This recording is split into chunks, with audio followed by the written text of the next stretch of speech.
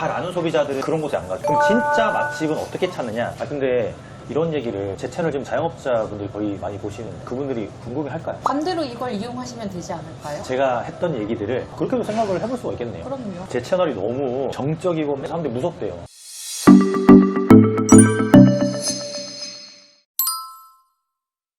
건프로님, 요식업 관련 컨설팅이나 마케팅 같은 걸 하시는데 그냥 그런 거 모르는 그냥 일반 사람들 입장에서는 맛집 같은 거 찾기가 너무 힘들어요. 어떻게 쉽게 빠르게 알 수 있는 방법이 없을까요?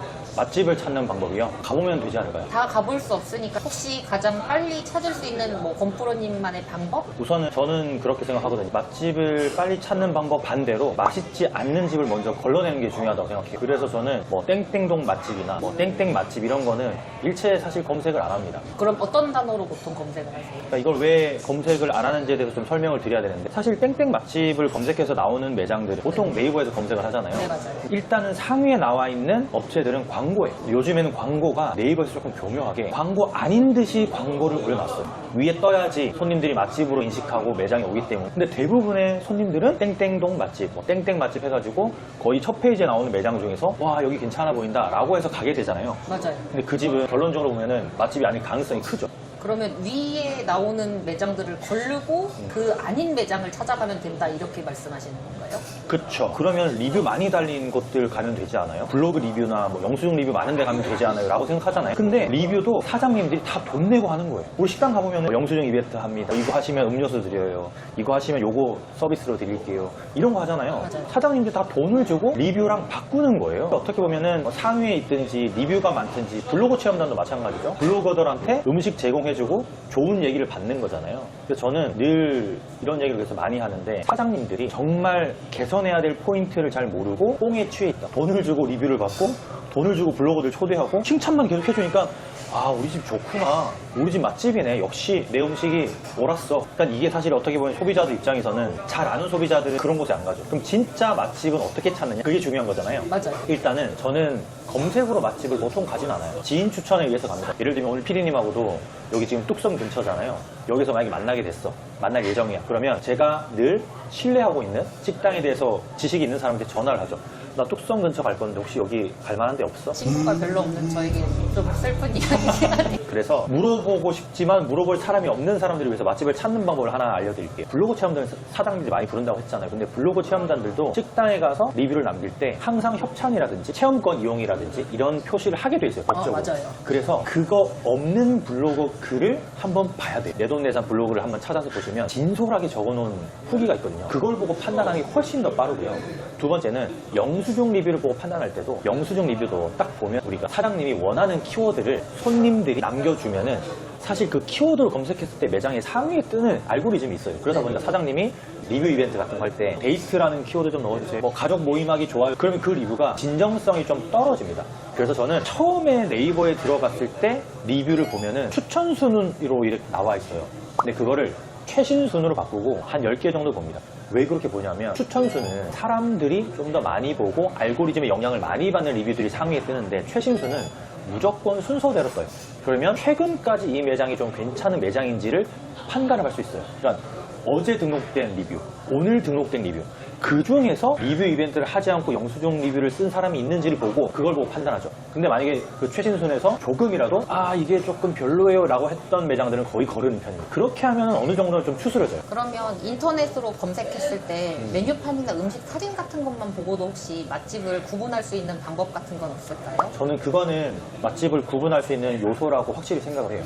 손님들도 그런 것들을 보고 판단을 하기 때문에 사장님들이 사진에도 되게 열을 올리고, 사실 어떻게 보면은 사진에 공을 안 들이는 사장님은 그것도 사장님의 직무유기예요.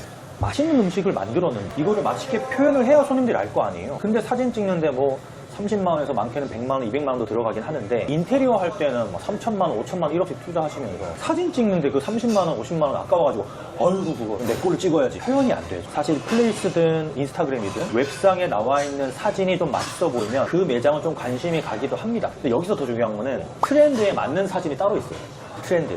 예를 들면 이런 거죠. 손님들이 네이버에 검색할 때 무슨 동 고깃집, 무슨 동 막창 뭐 이렇게 치잖아요. 그러면은 딱 쳤을 때 나오는 매장들은 뭐 한 대여섯 개 한정되어 있어요. 근데 다 똑같은 사진이에요. 그럼 우리 매장이 변별력이 없잖아요. 맞아요. 그러면 변별력을 가질 수 있는 사진을 찍어야 되는 거예요. 예를 들자면 봄이다. 그러면 뒤에 벚꽃이라도 하나 깔아놓고 찍어야죠. 여름이다. 저 같으면 바다에 가져가서 찍습니다. 요즘엔 나노바나나로 합성도 할 수 있기 때문에 바다 배경에 짬뽕 그림 이런 거 얼마나 맛있어 보여요. 다른 짬뽕집들은 다 그냥 빨간색인데 여기는 파란색 바다 배경에 짬뽕이 다 있어. 와, 손님들이 봤을 때 이야, 가을이면 뭐예요? 단풍. 그쵸. 단풍 위에다 탁 깔아놓고 얼마나 좋아. 겨울이면 눈 위에다 트리도 하나 하고, 이게 바로 계절마다 달라지는 그림이거든요. 손님들이 반응할 수밖에 없죠. 그래서 그거를 잘하는 사장님은 센스가 좋은 거예요. 센스가 좋은 사장님은 음식도 센스 있게 잘해요.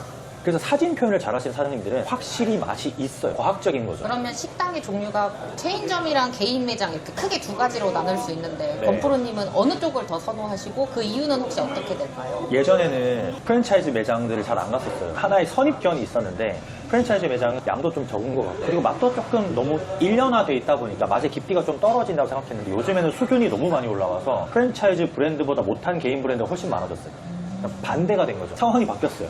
그래서 개인 브랜드를 운영하시는 분들이 더 힘들어졌어요.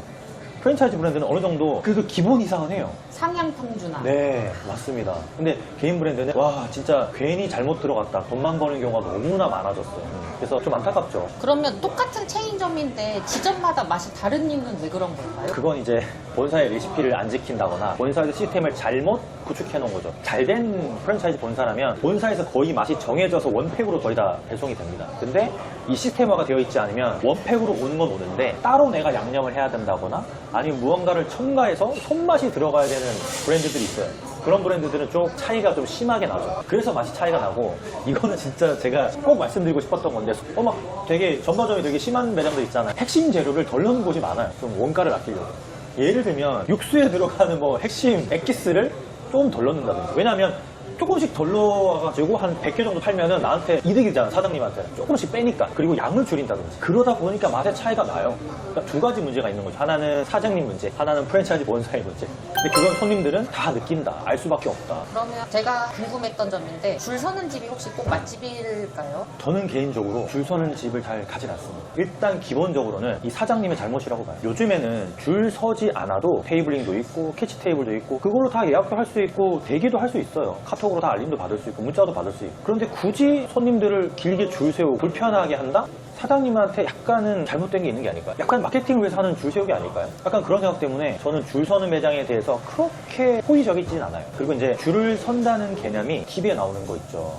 매장에서 다 돈 내고 찍는 거예요. TV에 한번 나오려면 보통 우리가 케이블이라는 방송이 있잖아요. 네. 케이블이라는 방송에서 맛집 프로그램 관련된 방송이 엄청 늘어났어요. 진짜 채널이 수십 개입니다. 맛집을 찾아가는 방송들이. 거기에서는 케이블 TV에서 방송을 만드는 게 아니고 프로덕션이라는 회사가 있어요. 이런 영상들을 만드는 회사죠. 거기에다가 외주를 줍니다. 그리고 거기에서 구성하죠. 작가도 있고 연예인도 하나 섭외하고 뭐 유튜브 하면 섭외해가지고 식당에 영업 전화를 합니다. 저희가 이번에 이런 프로를 런칭하는데 연예인 누가 가고요. 지금 되게 고깃집을 핫하신데 저희가 한번 촬영해도 될까요? 그러면 이제 사장님들이, 모르시는 사장님들은 아 진짜요? 너무 감사한데요?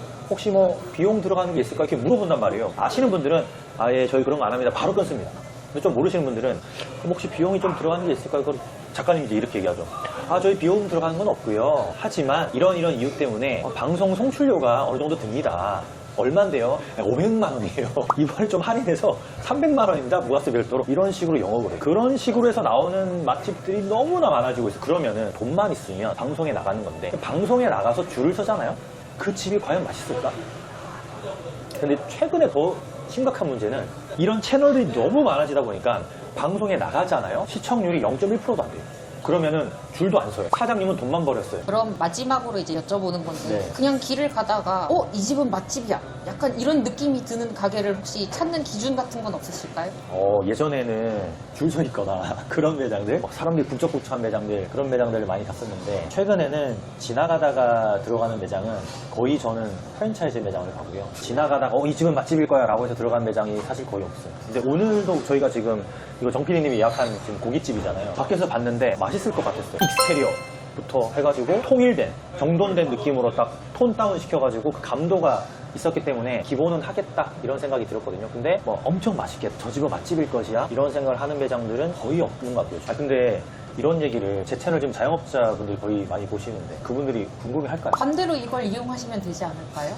아, 제가 했던 얘기들을 그렇게도 생각을 해볼 수가 있겠네요. 그럼요. 어떻게 하면 다른 사람들의 일반 지나가는 사람들한테 맛있는 집으로 보일 수 있을까? 아, 지금 똑같이 말씀하시는 걸 반대로 하면 밖에서 봤을 때 통일된 익스테리어 그리고 계절감이 느껴지는 메뉴판 사진 이런 거를 신경 쓰신다고 하면 맛집으로 볼 수 있기 때문에 그걸 신경 쓰시면 오히려 역으로 이걸 이용하실 수 있지 않을까요? 아, 그렇네요. 그리고 또 아까 처음에 얘기했던 단골을 많이 만들면 그 단골들이 소개를 시켜주니까. 네. 약간 이런 개념이네요. 아, 저는 처음에 피디님이 이거 건프로님 맛집 찾는 방법을 찍어야겠다 해가지고 아니 무슨 소리지? 자영업자들이 보는 채널 왜 이걸 찍자고 하는 것이 했었는데 아, 그런 깊은 뜻이 있었구나. 알겠어요. 오늘 책 달랐는데 이런 거 처음 찍어봐요.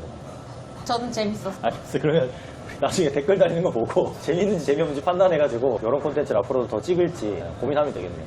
솔직하게 달아주십시오. 솔직하게 여러분 솔직하게 달아주세요. 아, 정 PD님이 아주 이를 갈고 이런 내용 꼭 찍자고 해가지고 찍어보고 있습니다. 아, 오늘 근데 고기도 맛있었네. 제 채널이 너무 정적이고 사람들이 무섭대요. 아, 좀 무서운 캐릭터가 아닌데 직접 만나보니까 안 무섭잖아요. 아니요, 좀 무서워요. 아.